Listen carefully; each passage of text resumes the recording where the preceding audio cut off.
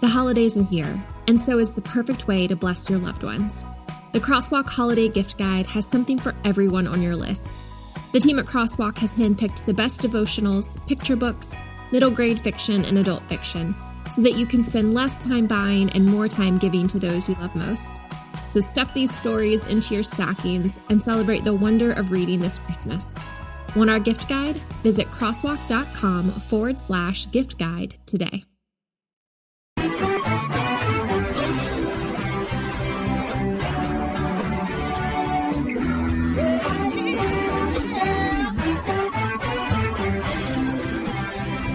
Well, hi, everyone, and welcome to Alzheimer's Speaks Radio. I'm your host, Lori LeBay, and I'm so excited that you're joining us today. We are going to have a fascinating conversation, as usual, as we learn from people all around the world at all ages and stages of life. Stay tuned as we shift our dementia care from crisis to comfort. Here we go. What you think about, you will bring about dementia change. We will. Well, hi, everyone, and welcome to Alzheimer's Speaks. I'm your host, Lori LeBay, and I'm so thrilled to have the conversation we're going to have today. We are going to be talking with Kathryn Henry, and she has written a lovely new book called A Dime to Say I Love You. And it's really just a beautiful love story, you know, about love and loss and grief and abuse. I mean, you name it, it's in there. And I think you will really appreciate what she's learned through this process and what she's sharing with us today through her new memoir.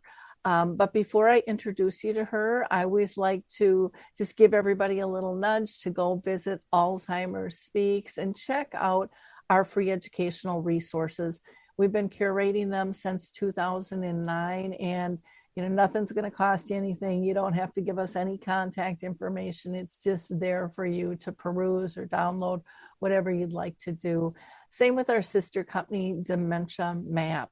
That is there with global resources, so not just ours at Alzheimer's Speaks, but people around the world and organizations. And maybe you're an organization that would like to be part of that. We would love to have you. All you have to do is click on the button to upload your information, or you can reach out to me and I'd be more than glad to give you a tour as well. So with no further ado, let's go talk with Kathryn. Well, Kathryn, I have been really excited to have you on the show. Your book is extremely interesting, and I love your honesty in the way that you share. I think there's so many lessons in your book that will help the world and people at large deal with, you know, love and loss and grief and conflict and all the things that we all deal with every day, if we want to label them that or not. So I'm going to have you go ahead and introduce yourself, if you don't mind, to our audience. Great. Yeah. Kathryn Henry, recently have added author to a list of, I guess, ways I could describe myself. But that's also quite a complex thing. You know, I'm a mother to pups. I'm a sister. I'm a daughter. I'm an aunt. I'm a independent director in the corporate world, former executive, started my career with a hard hat and a tool belt, golfer, athlete, widow, a lot of things to describe. But ultimately at the core, I'm just a seeker looking to explore what life has to offer, to teach, to experience, and trying to leave things better than I found them in some way, shape, or form as I traverse the path of this beautiful journey we call life. Well, I love how you define yourself, because none of us are just one thing. And I think sometimes we forget about all those bits and pieces that we are, not only to ourselves, but to others, and what we've been through and how we've persevered through those things that we thought, oh, how'd I get into this? You know, yep. But those are all, in my opinion, teaching lessons. And I don't know about you, but for me, I have found when I get into something adverse or something that just doesn't feel right, you know, and it might not be anything major, but I just learned to ask, what's the lesson? There's Yeah. got to be a reason for all of this. And it's made me stronger. I think it's made me more apathetic and compassionate. I still have to learn to apply those things to myself a little bit more. It's easier Don't we all? to do it to others. And I think those, might be some things that come out in our conversation as well. But it sounds like you have been one, like when you said you're a seeker of going after the whys. Why is this happening? Yeah, and the truths. What is the underlying truth of our experiences? One thing that was helpful to me too in a journey of self-love and self-forgiveness was a realization that I am the culmination of all of my experiences. So whether they're the things that I've done that I wish I hadn't done, or the things that I've done that I can find some level of pride or, accomplishment in, all of them have conspired to create the person I am today. And it's helpful, I have found for me, in the journey of forgiveness and regrets, letting go of regrets when things can be contextualized into those life lessons or those learnings or those things that have shaped us to be who we are. I love that attitude. It's so often, especially on social media and even in our politics, everything is kind of whitewashed. It's like, get rid of the skeletons in the closet. We all have them, and by acknowledging we've been there, we've done that, what we've learned, to me is a great lesson. And it's okay to say that wasn't my proudest moment. Right. But this is what I've learned from that, and it's made me a better person, hopefully, Yeah. In that. But I think just acknowledging that to yourself, but it's hard to be your authentic self in this world. Because there's just so many people that don't accept that level of honesty. Anyways, that's what I have found. And I used to tiptoe around that, but I really don't too much anymore. I'm 66 and kind of say, screw it. Yeah, this is what it is. Yeah. I'm going to be who I am. And if somebody doesn't like it, they just don't have to be around me, or they don't have to listen to me. And it might sound arrogant, but I don't really feel it's coming from that level. It's just coming from, I want to be who I am. And it's really difficult to not be who you are and acknowledge all the bits and pieces of you. I have found. Have you found that as well? Yeah, I have. Well, and I guess a flip side of that as well is just I found it to be so freeing to be able to accept who I am and just be able to live life with that and know that, in all the imperfection that exists, there is beauty in perfection. And it is what it is. We're all on a journey. And the more I have found, the more I can just center and ground myself in my truth, the more I can bring into the world with authenticity. And, one of the things with my book is, it's deeply personal. And it's not because I wanted my story out there. Frankly, it's not. I mean, that is vulnerability, right? And it's exposing myself on a grand scale, without a doubt. But I really feel in order for us to connect meaningfully with each other, that, we have to anchor in truth and in authenticity. And as in my leadership journey as well, I did learn that when I opened myself up and others did as well, the connection was deepened in trust, and it was so much more meaningful. So you kind of have to put yourself out there a little bit, I think. And the rewards can be great. The risk is there without a doubt, but the rewards are also there. Yeah. And the risk is there every day for everything, if we want to admit it or not. But it is interesting. I really align with you when you make yourself vulnerable. People really appreciate it. Even those people who are really uncomfortable with it and will walk away almost scared or shaky, like, oh, I can't believe I just heard what I heard. They come back later and go, thank you. Yeah, I had I've done a few book clubs and talks with the book, and have found that, people who have read it and come in a group setting or whatever, and just conversation is really rich. And real and open. And I've had a couple of experiences where I've had someone share that like they had trouble getting into the book because it was a little bit more vulnerable than they felt comfortable even reading about someone else. Like I shouldn't know this, or this is, and it was more about their journey and their kind of being a little more closed about their feelings or their emotion. And then a couple of folks have expressed that it actually served to kind of melt their wall a little bit around how they interact with the world and their loved ones, because they realized, oh, you know what? It wasn't that bad hearing those things or opening up or sharing real feelings, like real emotion. Because we all have it. And it's a matter of sometimes how deeply we have tried to cover it up and not face it, because oftentimes we think it's terrible, or it's going to hurt, or we shouldn't feel that way, or whatever it may be. When the truth is, we all have feelings, we have emotion, we have experiences, and we've got to process them. They're energy that gets held in the body. And if we don't process them, if we don't acknowledge them, they can sit and exist as dis-ease in the body. And it's been interesting to see how at times folks have been opened up because of the vulnerability that's expressed. Yeah, like you said, I think it's kind of a trigger for people, like, especially our older adults, that doesn't go outside the house.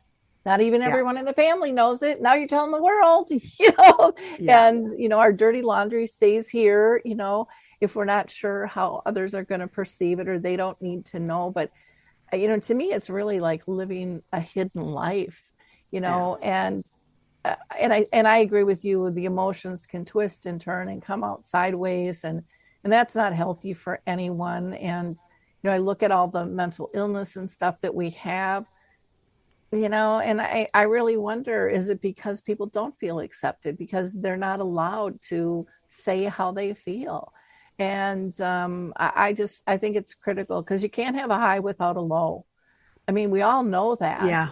And so the lower you go, the higher your highs are going to be. Yeah. I mean, the higher you are, the farther the fall, right? Exactly. Well, it's kind of like, love and loss. I always say, be grateful you love so deeply to hurt so much, because you couldn't hurt that much if you didn't love so deeply.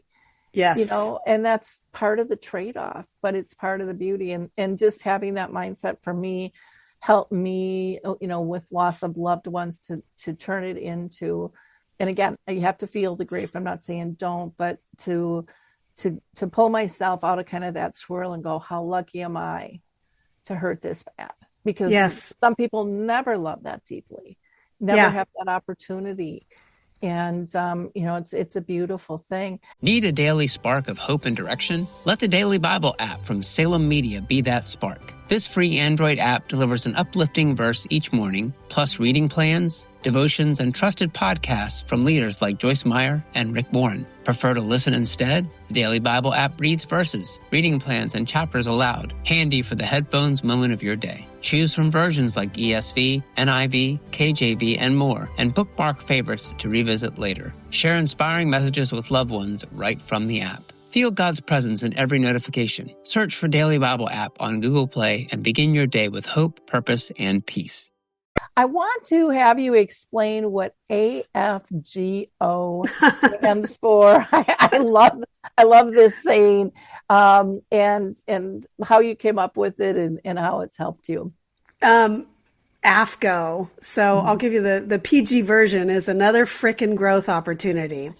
And that was just something that kept Lisa and I sane at times when we were in the midst of just, feeling like you're just getting piled on with shit, with challenge, with difficulty, with tragedy, when you get a cancer diagnosis and then, you go through a treatment and it doesn't work, or, just things are happening that feel like just way too much to handle. That was our trigger into laughter, because we'd just look at each other and say, yep, it's another fucking growth opportunity. We'd just immediately be able to kind of go to a place of laughter and recontextualize. And there were enough experiences we had that, when we got through them, we were strengthened. And, Dalai Lama has a quote that, tragedy is our friend. It wakes us up. And, they're learning opportunities, however we want to consider them or contextualize them. But laughter is a powerful healer. And sometimes we just take ourselves a little too seriously or circumstances too seriously. And so AFGO was one of our, I'd call it a tool in the tool bag of just processing and dealing and growth and learning and, coming back to the present moment instead of getting caught up in circumstances. I love that. I'm a big believer in laughter, and I find so often, and I don't know if you have, but when especially when chronic illness, hits, people like try to smother the laughter because they don't think it's appropriate to laugh because it's so serious. And it's like, oh my gosh, that's a glue that holds us together, guys. And for me with loss that I've had in my life over time, I mean, I can go back and even though it's a sad moment, those memories of the laughter, I mean, they just kind of drill into your heart and just, weave their way in and don't go, for me anyways, haven't gone away. I mean, and they just create such joy and comfort and calmness for me. I was listening to one of your podcasts and you had talked about when your mother had fallen and the laughter that surrounded that. And I could totally picture it. That would be a similar thing, in my family, something like that. And we'd find laughter. It's powerful. And yet, my husband at the time, he was so, I mean, he was just so anxious and just, this is not funny. This is serious. And I'm like, we can still laugh our way through. It's going to keep her calm. It's going to keep us calm. It's like, let's just work through this so we're not all psychotic, I think it's absolutely critical when in life in general for me, but especially when you're caring for another. I just think it's just absolutely unbelievable what you can do. And people may think, she's talking about cancer. This is about dementia. There's so many overlaps, when we care for one another. And you know what? Some people have both. Some people are dealing with both. I mean, and maybe it's not one person having both. Maybe it's one care partner or, the care partner and the person you're caring for.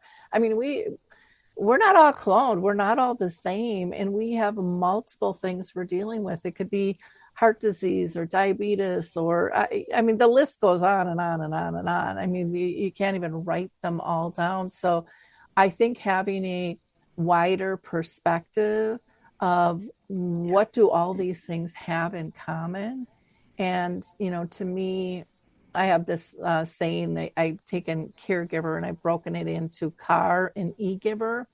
And CAR stands for conscious awakening of relationships.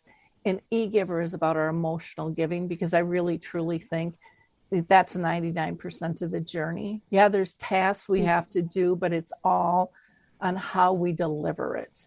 That helps both sides, and those watching survive it a little bit easier. And so that's, again, your stories that you have in there are just so important. I want to ask, because a lot of caregivers go through this, or care partners, carers, care companions, whatever you want to call them. What was it like for you leaving corporate life to be a full-time care partner? I mean, so many people go through this and no one really talks about what that does, to us on an ego level, on a financial level. I mean, there's so many bits and pieces to this. Yeah, it was, it's not easy because we do derive so much of our self-worth and our self-identity, oftentimes from a job. And I was in a very high, growth company, just having so much fun. I was actually on my way to Harvard to get my executive MBA. And Lisa and I would laugh because I started my career with a GED, a hard hat, and a tool belt. So to have progressed from those very humble blue collar kind of beginnings into, corporate executive was quite a fun journey. But in the end, frankly, because of work I had already done spiritually and emotionally on myself, I had kind of gone beyond some of the ego identification with the job. And our relationship was so tight we had already gone through one bout with the cancer, and she had been in remission for 3 years, and then it returned. So there was no question on where I was supposed to go. And frankly, I saw the Harvard journey as really a step along the path that had cleared all my responsibilities of my job so that I could go spend 3 months in Boston. And I just accepted it as, well, this is divine's way of having had me clear my plate, but for something other than what I thought it was going to be. That being said, it was a complete change in my day-to-day life. Now it was doctor's appointments. It was like being the program manager of a very, very complex medical situation that was expected to last a few months because her prognosis was quite dire. And instead lasted almost 5 years. So, it was frankly an experience of finding more meaning than I could imagine in what I was doing. I loved my job. I loved the people I work with. I was inspired every day, and I had fun, and I was learning and growing. But now I was in a battle to save the life of the individual I held most dear in the world. And there couldn't be anything more purposeful or meaningful than that. And we found the joy in it of, we get to spend our time together. So it wasn't how we wanted to spend our time, but we just kind of accepted the circumstances and dove in together and took on the battle. Yeah. Well, and, I loved when you said your calendar cleared, because I see that so much in my life. It's like, how did this happen? I mean, it's just like, this is like perfect, and and it could be easy things like radio shows, and, people have canceled like 2 weeks in a row. And so, but now 4, and I'm like, but then something comes up and it's like, I really needed this time, like, yeah, and so it's just, and that's very minute compared to what you were talking about. But I do believe in God and the universe myself. I'm very spiritual, and people go, well, you have to pick. And I'm like, well, maybe you do. I don't have to. What do you have to pick? Yeah. I believe in both. I believe everything works together, and, but that's my choice, and not everyone's going to agree with that. And that's perfectly fine, Yes. But I do think it's helpful, and for people to believe in something other than just themselves, Yes. I find it, whatever language we put to it, whether it's in flow with the universe or divine or God or Allah or Buddha or whatever, there is a grander experience at play. And I am an individual who definitely sets goals and is, seeks to grow and learn and open the aperture of life. And then I sit back and let life be life, because sometimes things present themselves that are things you could never have dreamed up, a goal you could never have set. And life presents itself with something that gives you an opportunity to take pause and choose a different direction. And that's really where the beauty of it all, someone comes into your life and you just have a feeling like, wow, I feel like I've known this person forever. Or, you go on a certain path and just you uncover something that you might not have ever experienced. And that's where the beauty is. And in speaking in the book about letting go of attachment, where our suffering comes is because we want things to be the way we want them to be versus allowing things to be the way they are and then seeing how we interact with that. And so much in our life is out of our control. What other people do, what happened, the weather, you can go down a list of circumstances that are just not in our control. The only thing in our control is how we choose to respond to a situation and who we choose to be in a situation. And if we're attached to things being different than the way they present themselves, you might as well get ready for some suffering because it's going to happen. Things aren't going to be the way you think they should or you want them to be. And I've just found that letting go of that attachment creates such a much more profound and fun way to exist in the world. Yeah, I agree when you mentioned how are we going to show up. I wrote a children's book called Betty the Bald Chicken: Lessons in How to Care.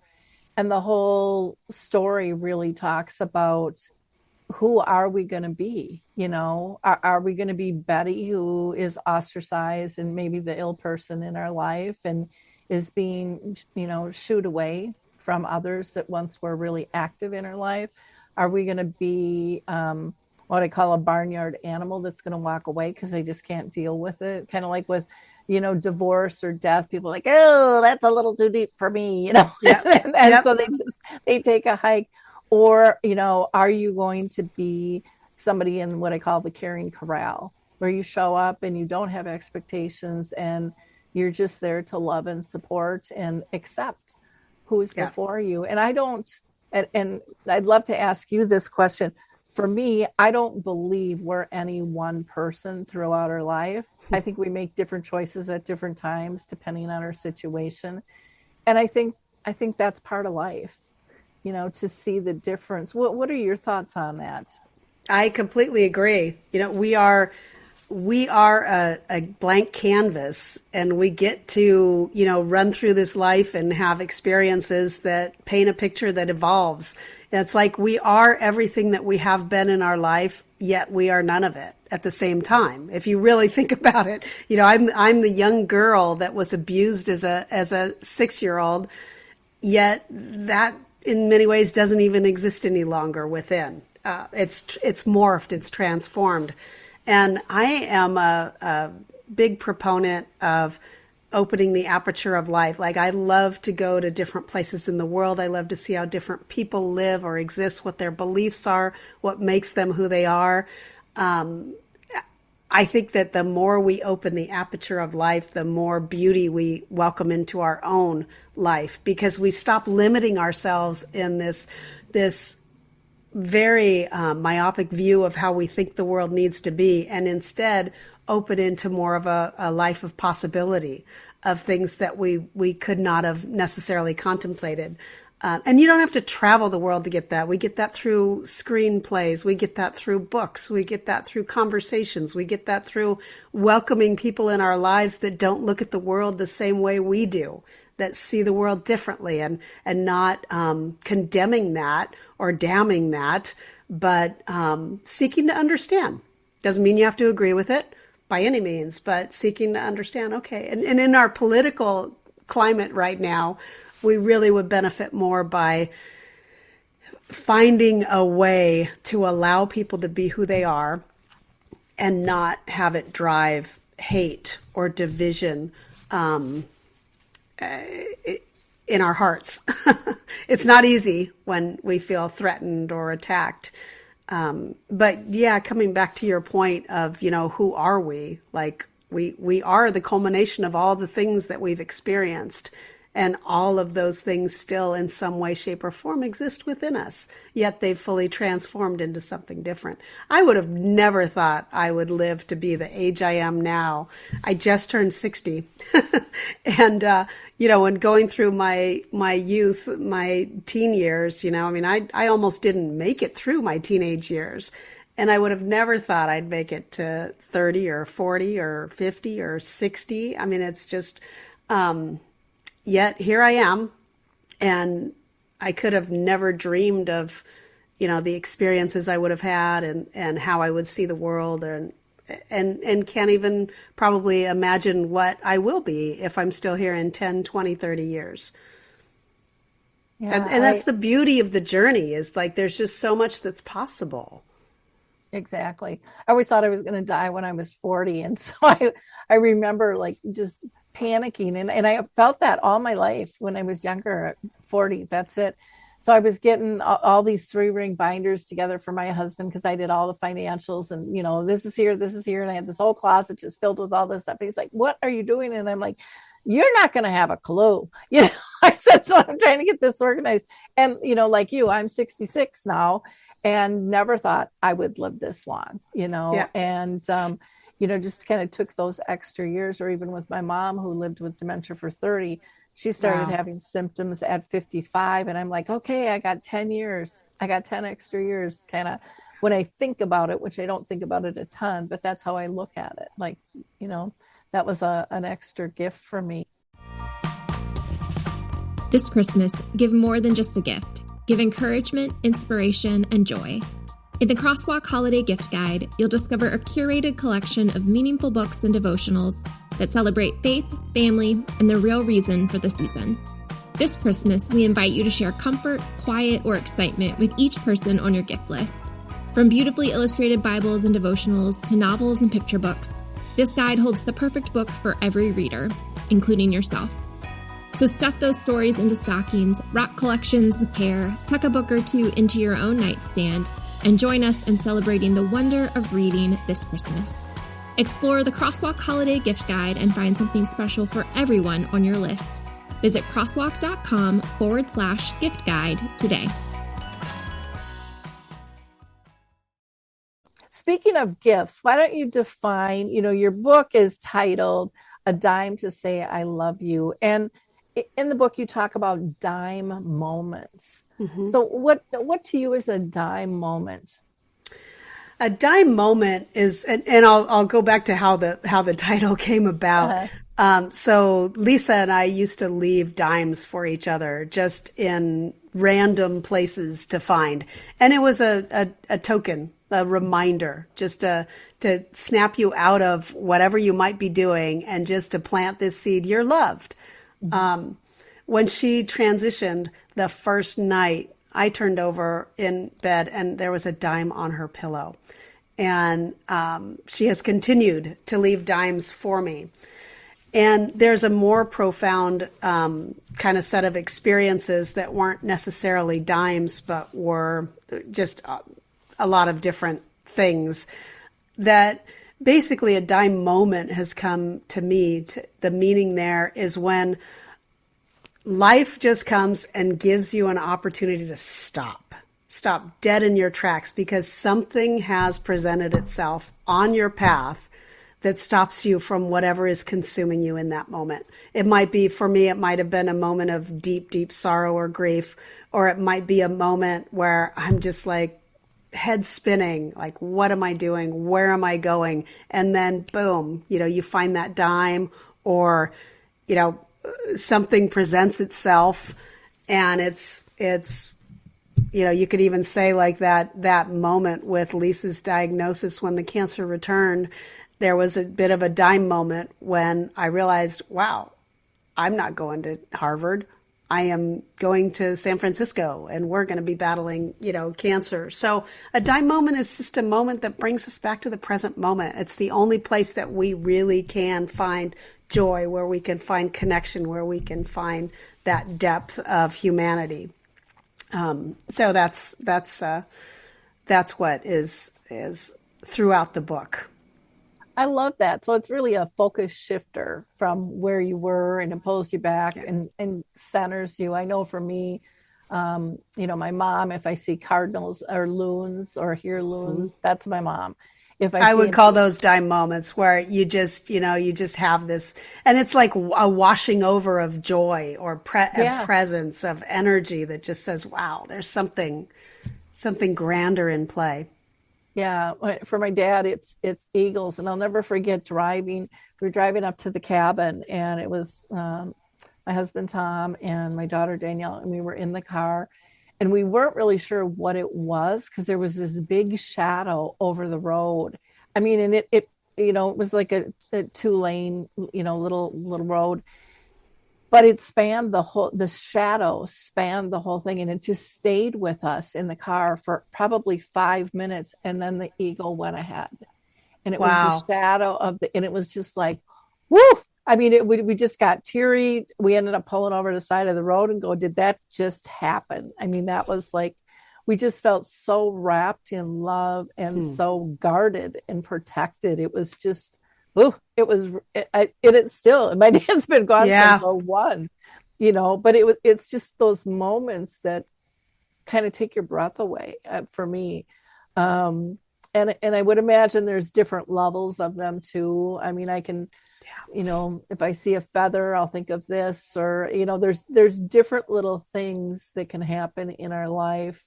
And like you said, it doesn't always have to be a physical dime. It's like, what is your dime, and what does it look like? And it probably is going to look different, representing different things. I would imagine. Is that accurate? Yeah, I know people who have like, oh, I get pennies, or just have different connections with a broader sense of connection, energy that exists.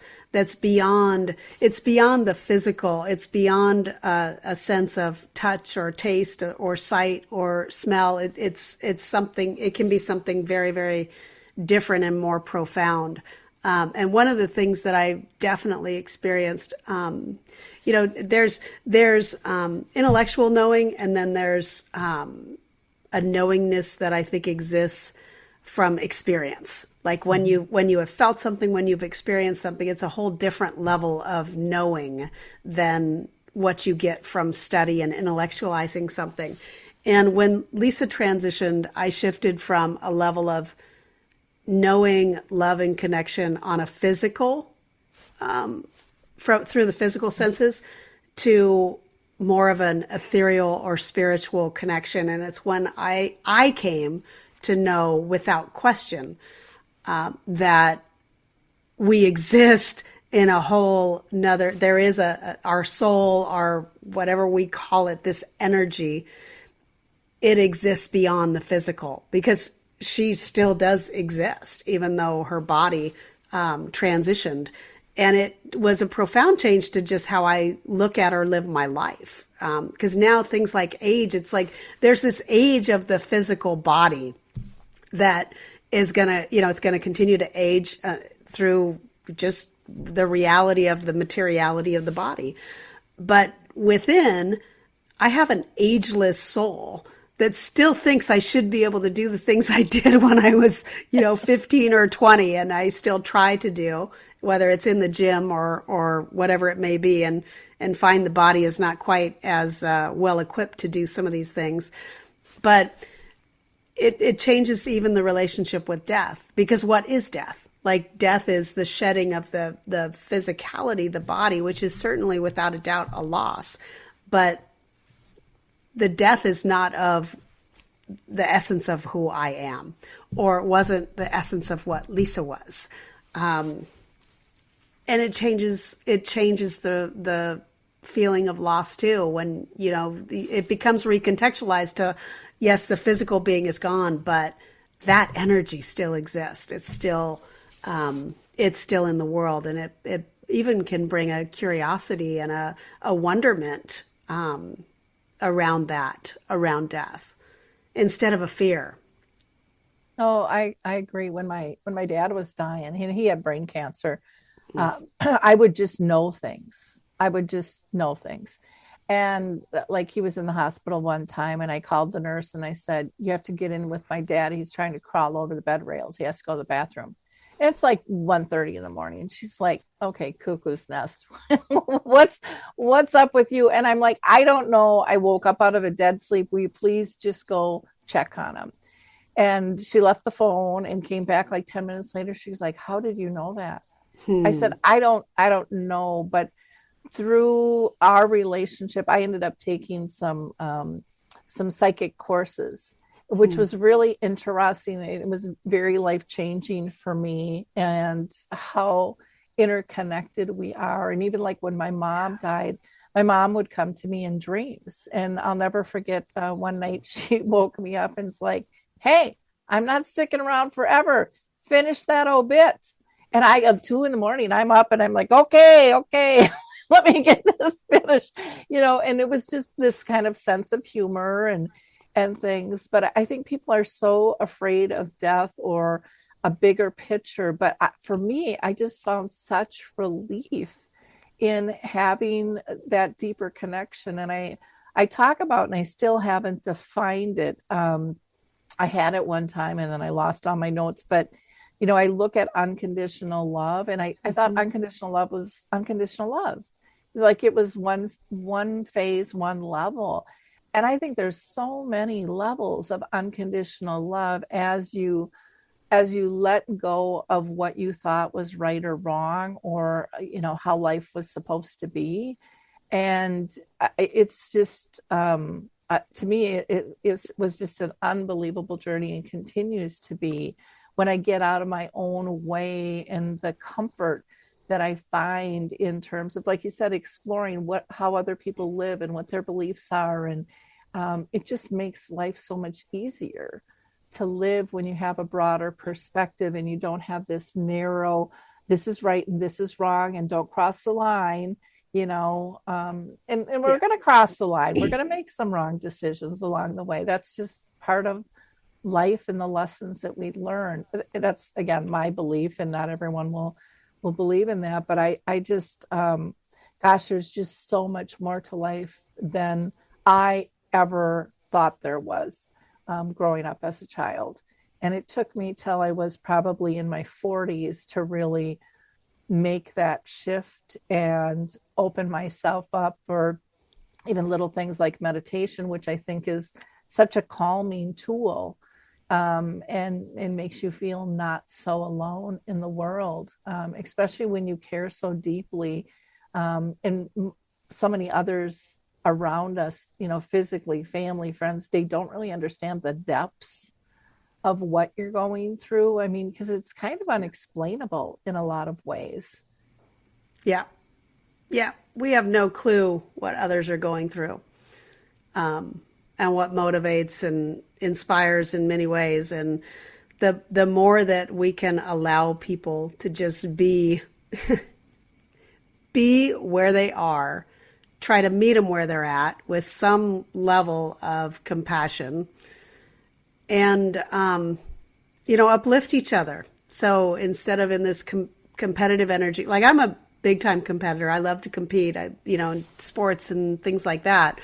And there's really great, healthy kind of competition, but we can be a little overly competitive in the way that, we see it emerge when people cheat, or when they like winning becomes the only thing at all cost. And that's when we start putting our integrity in the trash. Yeah. Those are compromises that we can't make. I would joke, you talk about mistakes, and, we're all going to make mistakes. And I would talk with my leadership team and say, look, we're all going to make mistakes, fail frequently, fail often, learn from it and get over it. But also know that not all mistakes are created equal. Some of them can get you in an orange jumpsuit. So make sure yes, we're going to make mistakes and we want to learn from them, but also know, the mistake of, not checking your second parachute, your safety chute when you're jumping out of a plane, that could cost you your life. So just know that, not all mistakes are created equally. Some have much different, consequences. Yeah, absolutely. Well, if you're just tuning in, we are talking with Kathryn Henry. She is the author of A Dime to Say I Love You. We've been having a wonderful conversation. You can always find her at her website, kathrynhenry.com. She's on Facebook, Instagram, and LinkedIn. We'll have all of that information for you. I also want to just give a shout out to Q for Good. They are my webmasters. I adore them. websites can be complicated. They can be right up there with caring for somebody. You don't know what's coming at you or when it's going to hit, and to have somebody who understands and communicates well and is timely, to me, is really important and has reduced my stress a ton. So I always just like to throw them out and give them a little poke, and maybe help you out too if you're interested. But Kathryn, I want to get back to you. Did you have some daily rituals that you guys did to kind of help you through, the process of being ill, and then, helping you heal after the fact as well? Yeah, without a doubt. The formal daily ritual, I'd say for me was really meditation and taking time for some spiritual or growth kind of study. Because I would find that to just be space where I could ground and get present and have a deeper awareness of, what I was feeling, what I was processing, and just kind of ground in presence of really gratitude practice of what we had to be thankful for. Healing practices, and the way Lisa and I got through was, it could be as simple as just a dinner together. That was a routine. Every night we'd sit down, we'd have a nice dinner, we'd talk about what the day was. We'd get out in nature as often as possible. Hopefully, if we could, doing an athletic endeavor, golf or hiking, walking with the dog, those kinds of things. Just sometimes we think, and we did trips. Lisa was Hawaiian, and our family had a home there, and I had a timeshare, so we'd go to Hawaii. That'd be a great healing, nourishing place. But frankly, it was the little things. It was the little laughter. It was the meals. It was sitting and watching football with the dog in our laps, with crab dip. It was, just those things that became the precious moments. The other thing, though, when she transitioned, because that was a lot of loss and grief that, that depth of emotion can really consume.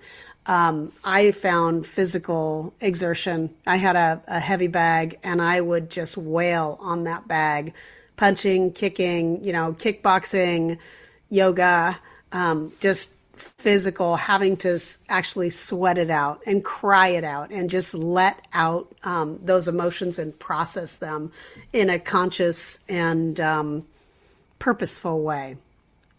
So those were some of the things, and well, of course, family and friends. We had a lot of love. We were blessed to have a lot of love in our lives. Yeah, I love when you're talking about the little things, because I think so often people think it's the big things, and I have found, for loss or difficult times, it is the little teeny weeny things that just bring joy and calmness. And I often talk about, my mom ended up being in a nursing home for 14 years. She wanted to move in because my dad was there.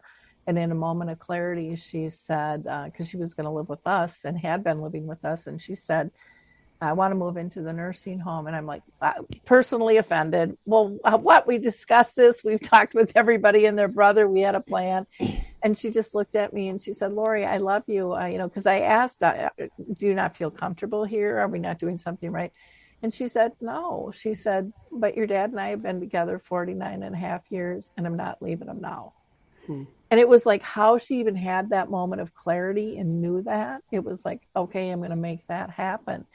And so, I talk often about just, as the disease progressed, one of the safest places and most comfortable places to be was just sitting next to her, maybe in the couch, not saying a word, but just being in someone's presence. And I think in this busy, busy world that we live in, we miss those moments. And to me, they're the treasure chest, of life. And I can't scream that stuff, from a mountaintop high enough to try to get people to slow down. And really, it doesn't have to be big. It doesn't have to be fancy.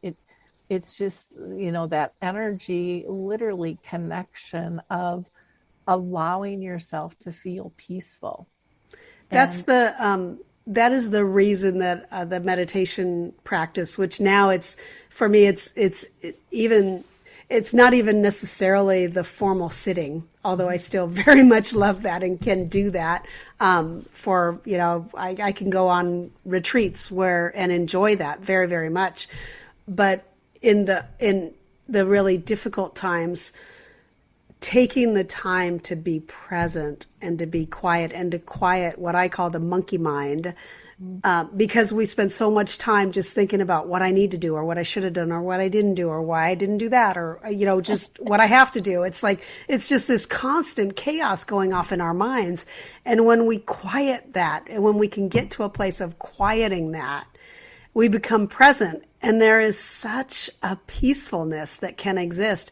And some folks would say, oh, you're a crazy tree hugger or whatever, but there's a beauty of connection, even with nature, with plants, where, I've had times where, and it could be in the fall, it could be in the spring, where like the trees are speaking, like they've got these spectacular colors. You go into the Northeast in fall and see the fiery reds and the different, just the oranges and the yellows. And even here in Napa Valley, we get it in our vines. It's beautiful, but there's so much speaking just in nature in and of itself. And so much to your point about some of the maybe psychic connection. When we quiet, we can connect on different levels.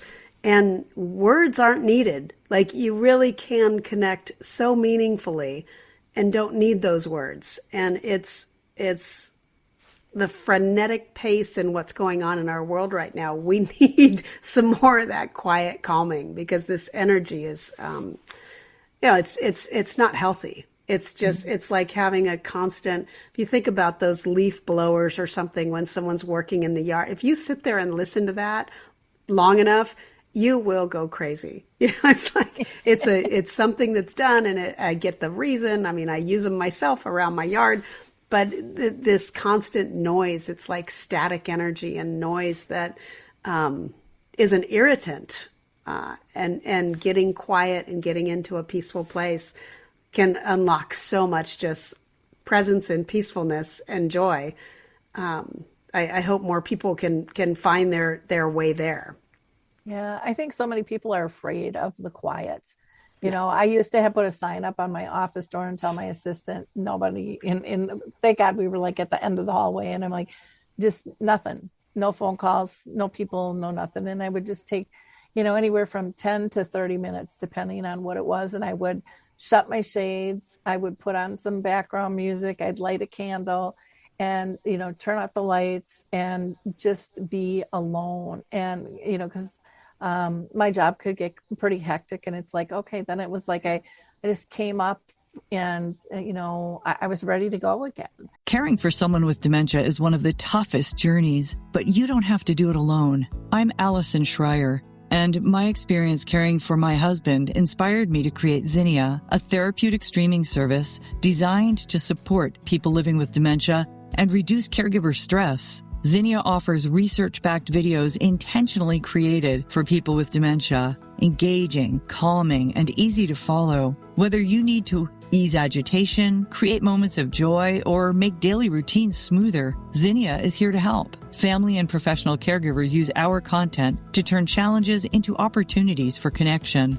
Accessible by subscription on mobile devices and connected TVs, Zinnia is simple to use whenever you need it. Because when caregiving feels easier, life feels better. Go to zinniatv.com and sign up for a free trial today. Use the code RESOURCE for 15% off an annual Zinnia subscription. Nothing was as heavy. It's nourishing. Yeah. That's a great way to put it. I can relate to the fear of the quiet, because I went through that in years, because this has been a journey of decades. And, in the early days, I was like, the journey within is what I call it. It's the journey within to see what exists within. And you've got to get through the noise to get to the quiet and the peace and the nourishment. I was afraid, I thought all these experiences that I'd had that, I was bad. I was terrible. I was self-destructive at early points in my life. And so, there was this talk about difficulty getting through to anywhere near a place of self-forgiveness or self-love, because I thought that journey within was going to just be encountering all these terrible, terrible things that I was not, prepared to even begin on that journey. And sometimes we need therapy to help us with that. Sometimes we need, we need to surround ourselves with love, with things that help us on that journey. It's not an easy thing when we have trauma embedded throughout our psyche and even our physical body. But it is a worthwhile journey to get the help you need to go on that journey. Find the quiet, find what works for you.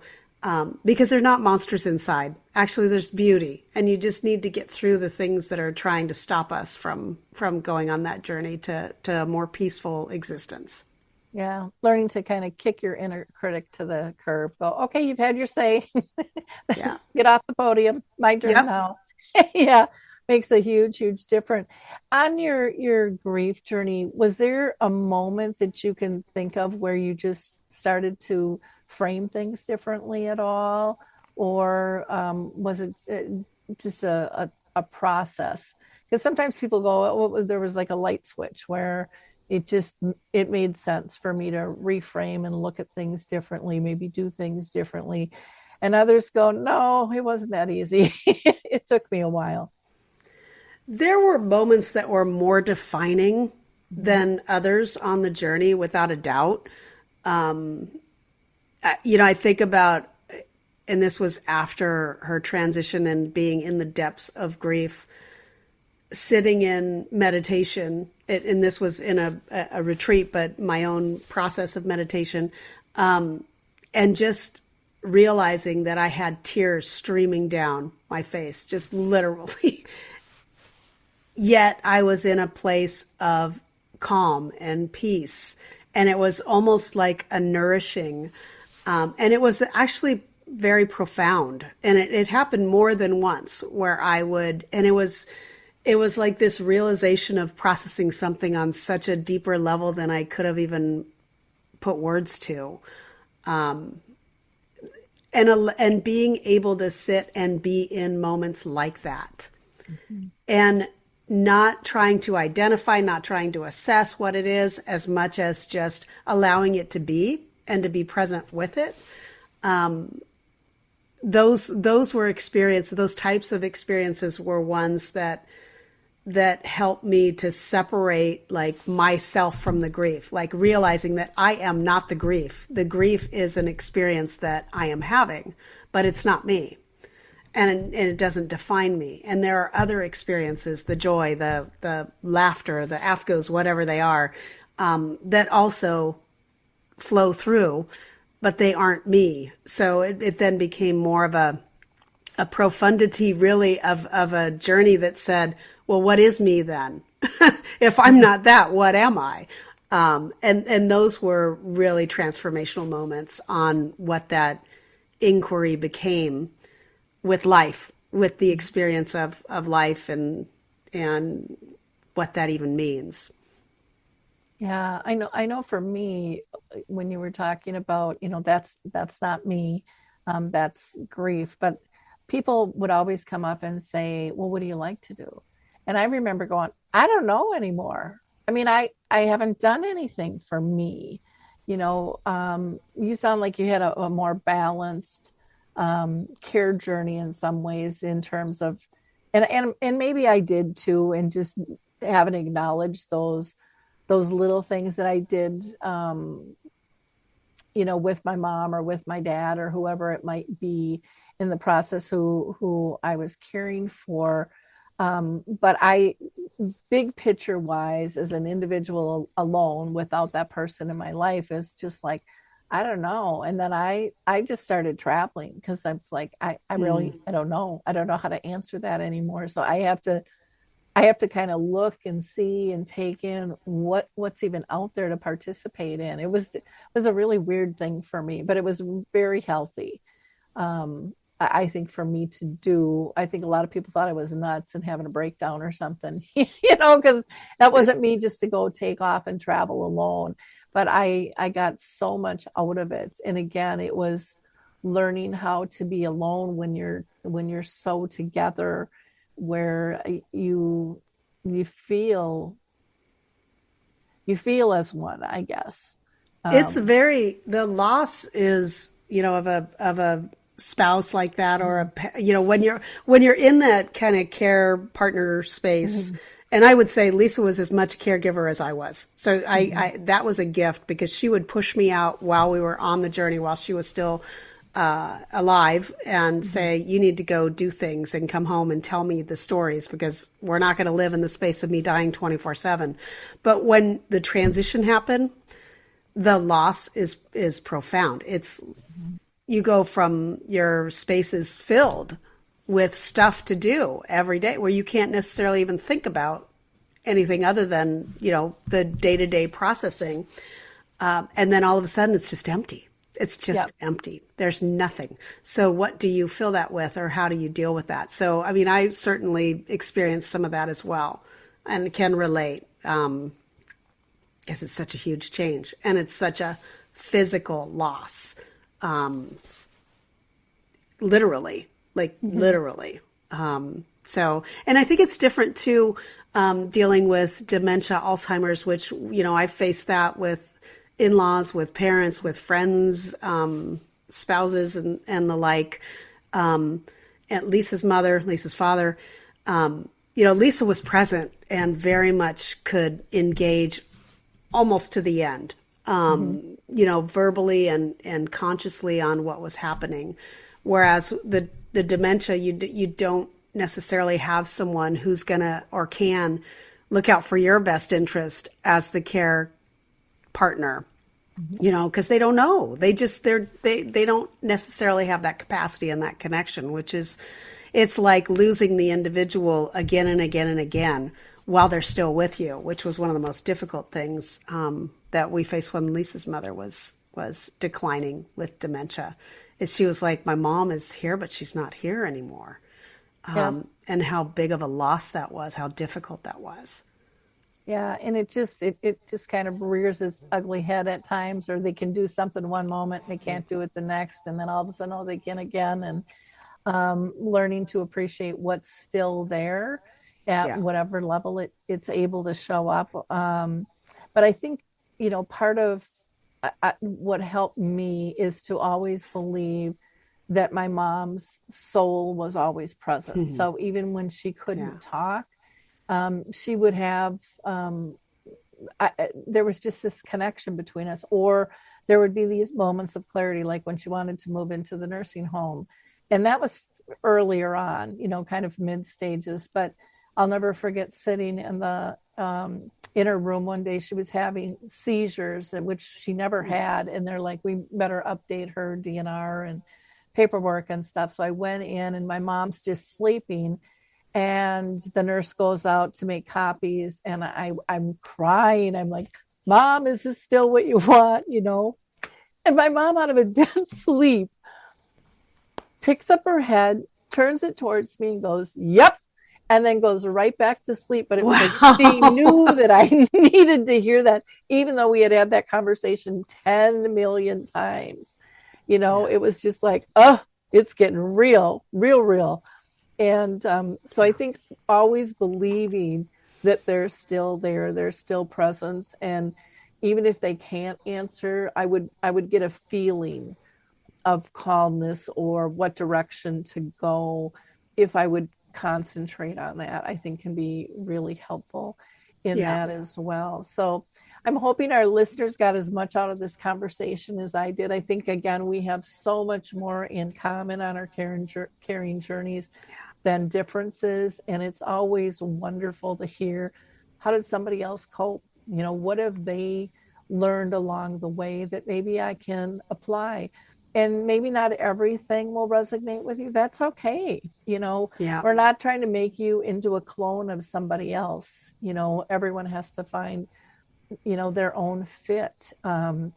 And I think it's important to have those conversations. So again, Kathryn, thank you so much for being with us today. People can, again, go to her website, kathrynhenry.com. She's on Facebook, Instagram, and LinkedIn, and we will have that all in the show notes for you. And as always, to our audience, I ask that you be a giver of hope. Like, click, and share. Not because I follow the numbers, because I don't even believe in the numbers. Half of them are bots out there, and there's so many different ways to share. It's hard to really track all this stuff, though we've been told it's possible. I've just seen numbers change over the years so much. What motivates me to do what I do, and I think what motivates probably Kathryn to do what she does, is believing that we can help one another by sharing our stories and our resources. And so by liking, clicking, and sharing, you've got people that you don't even know are dealing with this, because a lot of them are still thinking it's their dirty laundry and it doesn't come out of the house and they're not comfortable to share. But the more people can hear about resources and personal stories, the more likely they're going to open up the door and grab those resources for themselves. And again, we can't make anybody do that, but we can make it a much more comfortable setting. So thanks, everyone. I hope you have a wonderful week. And don't forget to check out Alzheimer's Speaks free resources. We have a ton of them there. We've been curating those since 2009. Same with our sister company, Dementia Map, which has global resources on it as well. Have a wonderful holiday season, and we'll talk soon. Bye now. Attention seniors. Are you looking for a community that offers incredible benefits and stands up for your values? Look no further than AMAC. With an AMAC membership, you'll enjoy exclusive discounts on insurance, travel, dining, and shopping.